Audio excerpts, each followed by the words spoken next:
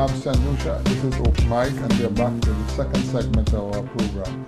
When we left off, we were trying to decipher which is the best way forward initially, household or businesses. And from the little I've picked up so far, it seems that the businesses should be the pioneers in this area because we have more land space, we can do the racking of the solar panels, and also the bigger you are, the more you can save. The smaller you are, the less you can save. It all depends on supply and demand in everything in life. So when I left off, I posed a question to Carl because I had a little concern about that I think the Prime Minister is presently in the throes of discussing the matter with Lucelec and the grid, and I believe they are inclined to go in that direction because I attended a meeting at Invest St. Lucia some 2 weeks ago, and I heard Mr. Luisi, who is the managing director of Lucelec, and some other players indicating that they were looking at 3 other alternatives. One was wind power, solar, and also from the solid waste. So therefore, it seems that people are inclined to go in that direction. But my concern is that what cost it will be to Lucelec as far as getting the energy back to Lucelec. And I've now been told by the experts that all it takes is a smart meter to do that. And once we're going to feed the electricity back to the grid, it can be done. And at that point, I'd let Carl continue with what he was discussing a moment ago. So the regulation, I'd like to touch on the regulation, right, because regulation is key. The future is a smart grid. And the people who have to invest into the smart grid is either the government or Lucelec. Now, what is a smart grid? A smart grid can take excess power from Vieux-Fort and use it in Gros-Islet because there's excess power. In a smart grid, there's also storage.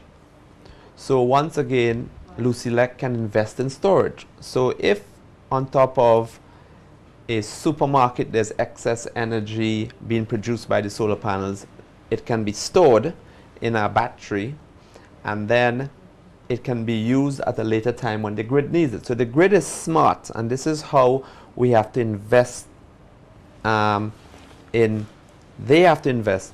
Lucelec in the long run, or any utility company, cannot generate energy from solar as cheaply as the ordinary consumer can do it. And one of the main reasons is because the person is using the energy right there and then. So if I generate energy in Gros-Islet on rooftop 1 and I have too much, it will then be used on building 2 or building 3 next to it. It doesn't have to go back to cul-de-sac and come back to Gros-Islet. And that's why if it's one thing we need to learn in the Caribbean and St. Lucia, please look it up, Google it. It's called distributed generation. It is the absolute future for every island in the Caribbean. And as I said, the IMF have said so. They know about energy. We've done the presentation, and it is what will bring down the energy cost for all. Because while the bigger businesses can put in more resources, if they overproduce, they can sell to Lucelec at a much lower cost. Let's say at 20 cents. Lucelec can resell at, say, 27 cents. So Lucelec does not have to put in any money or any capital expenditure into generation of energy. Lucelec has to make sure their grid is efficient and is working towards smart, and then put in the storage. So, Now, without cutting you short, that's a very good point you've made, because only recently, as you are aware, in the last year, the price of fuel has gone from, say, $150 a barrel down to $60 a barrel.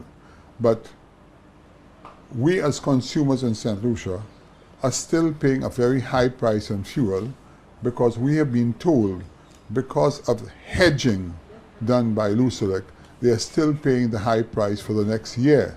Now, one good thing is that you don't have to hedge when it comes to the sunlight, because hopefully the government will be lenient on us and not put a VAT on the sun coming in, which is the energy. So that in itself is a 15% tax reduction right there and then. But I'm not against the hedging, although I don't like what I have to pay for the hedging, but I understand that, because the price of fuel was crazy. We should also take into consideration that fuel will probably hover around $65 to $70 a barrel, which is probably 50% of what it has been for the last how many years, and that's a plus. But then, you know, with wars and different situations and political instability here and there, fuel could easily go back up. But you will have a more constant price with the sun. And there's absolutely no doubt in my mind, because what you said earlier, as the industry becomes more affluent, the price of the commodities attached to the solar energy will fall in line. Because I know for a fact, I was in Barbados last week, and I've been told that within 6 months, the batteries to store for the use of solar cars are coming down drastically, and the same thing will apply. And I want St. Lucians to also know that through the Exim Bank, the United States, who are pushing renewable energy, are coming up with new ideas how to produce those parts or those systems at a much lower cost. So what 6, 8, 10 years ago was something new. It's become a norm, and I am very optimistic that solar is the way to go. And I'm very pleased to have you here today, because you saw far more advanced than me on the, should I say, the internal dealings of solar, because you have done it in Dominique already. You have seen the benefits of it. So I want St. Lucians just to understand that this is not a discussion today for discussion purpose, but it is something that we can highlight to the nation the importance of cost in energy in the coming months and years. And you can go ahead. Yeah. What you were. Well, another point about is renewable energy is intermittent, and so at present, I believe only about 2% of the grid is served by renewable energy in St. Lucia. Your grid can take about 15% renewable energy into it. After that, your grid cannot take any more. Now, Why? It cannot take any more because we all concentrate on generation. We don't concentrate on the grid. The grid is like highways and feeder roads for bananas. Okay, question for you. How complicated and expensive will it be to increase the size of the grid? Well, it's not really the size, but let me give an example. Because I do not know the state of St. Lucia's grid. Yeah, no, but forget St. Lucia in general. Let me tell you. Barbados' grid, the UNDP has just advised that if they put 1 million US into Barbados' grid, they can take up to 60% renewable energy. Wow. Right. Now, you know what that does for Barbados with their foreign exchange. Certainly. And so on. Yeah. And so the central bank governor in Barbados is I want to butt in for a moment here to pass a message to St. Lucians, because Carl has just raised a very important point. On many of my shows, I have discussed over and over about foreign exchange, and many of us are not aware of what foreign exchange means. Some of us do, some of us don't. We are unable to import any goods from the Caribbean region without foreign exchange, because we can't print money. unlike Europe, United States, Canada, and other major countries like the USSR, they can print their own money. We cannot print our money. So therefore, we have to be very concerned about foreign exchange. And if we can in fact benefit from the sun by not exporting our dollars to the Arab countries or whoever is supplying us with the oil, it's a win situation for us.